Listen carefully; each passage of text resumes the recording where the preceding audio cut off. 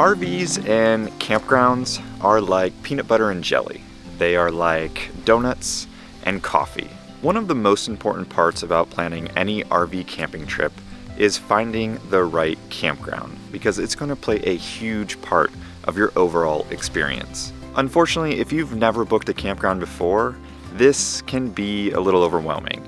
You might not know what to look for in a campground, and you might not even know where to start when looking for RV parks that are within your budget and has the accommodations that you might need. Fortunately, we're here and we have some advice that can help you with all of this. Today, we're going to go over our top tips for finding RV campsites for where or however you wish to travel.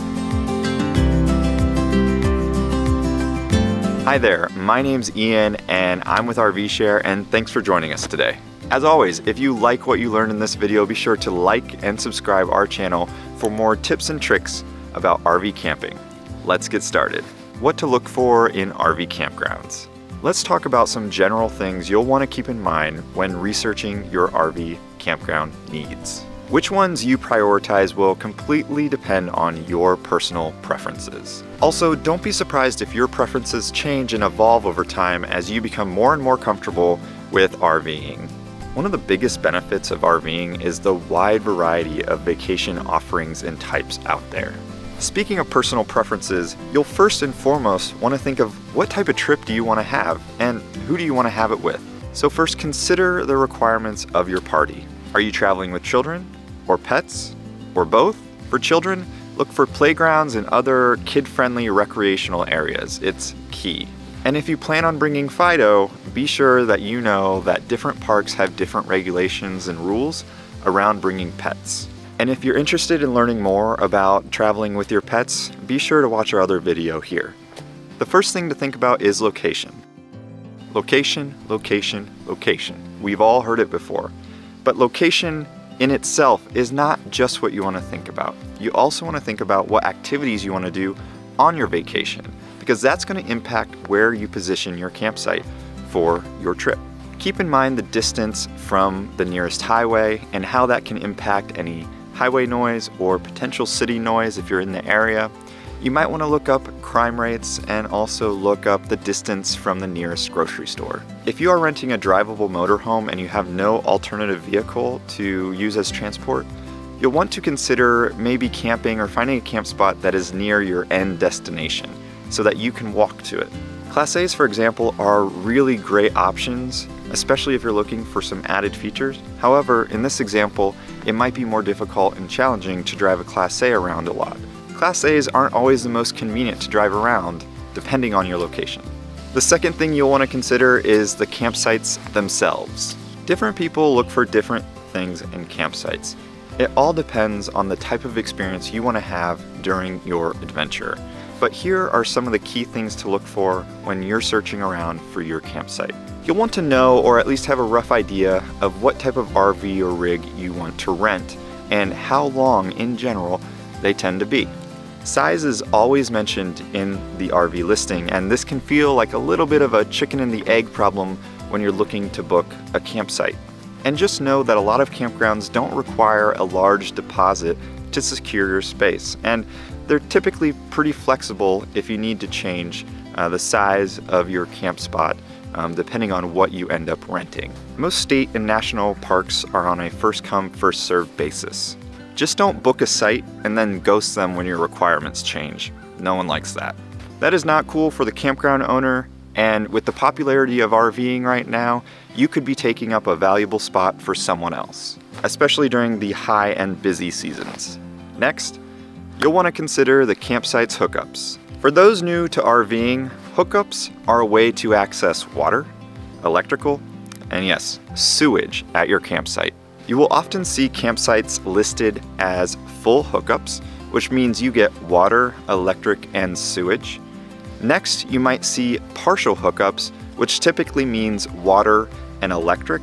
So yes, that means that eventually, if you have a long enough trip, you're going to have to find a dump station to get rid of your sewage. And then lastly, there are different campsites that are primitive setups, which typically those are tent campsites or things that are more remote away from busier areas, and primitive means that you're not going to have any of those hookups. So what you bring in, you should be bringing out. So think about which hookups you will need and what you can live without. For those super new to RVing, we definitely recommend you start with full hookup campsites. This way you'll have full access to the RV, like the kitchen and shower, while you learn in practice what utilities you'll really be using. The next thing to consider is the ground type. Yeah, the ground type. If you're driving or towing your rig, you'll want to know in advance if your campsite is paved or if it has gravel or grass. This leads to questions like, am I going to get stuck if it starts to rain? Or will I need to level my rig? And hot take, you're definitely going to need to level your rig. If you're doing delivery, this might not matter as much because they'll probably have that done when you get there, but these are all things to really be thinking about when you're booking your campsite. Proximity to neighbors and amenities. If you're looking for a truly quiet and tranquil trip, you will definitely not want to be parked next to the group of 12 or the popular swimming pool. Take a look at the layout of the park and get a sense for how much space you're going to have to yourself. Also, look at the proximity to the different activities that you might want to be a part of or not. Most campgrounds have the map on their website, so you can take a look from there. The last thing to consider for your campsite is shade. RVs typically have a very thin insulation, which means they heat up and they cool down very quickly, just like a regular car. So depending on where you will be and what time of year it is, you'll want to make sure you know if your RV is shaded. If you'll be parked under a tree, how long are the branches? Will you be able to get your RV or rig under there safely without it scraping? The third thing to think about when trying to find the perfect campground are the amenities. This is especially true if you're going to spend a lot of time at the RV park or if there's a particular amenity that would make or break your trip. Some common amenities that you might be looking for include things like bathhouses, laundry facilities, mail services, playground, pool, sport courts, a recreation room, or planned activities.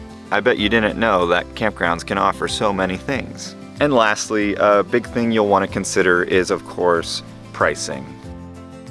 Most people are working within a specific budget, but RV campsites can vary widely. You can find RV campsites for as little as $10 a day, while some go for $100 or more. Make sure you understand the cost of any RV park that you book, so you're not met with an unpleasant surprise when you arrive at your RV park. There are also places like national forests, Bureau of Land Management land, and grasslands that you can camp for free. But they all have different rules, so be sure to do your research before you head there. So that's it. Those are our top tips for finding the perfect campground. We hope this gives you a framework for finding the best campsite to make your RV adventure even better. Don't forget, if you like this video, to give it a thumbs up and also subscribe to our channel for more how-to content. If you think we missed something, be sure to leave a comment in the comments below. I'm Ian, thanks for joining today. Until next time.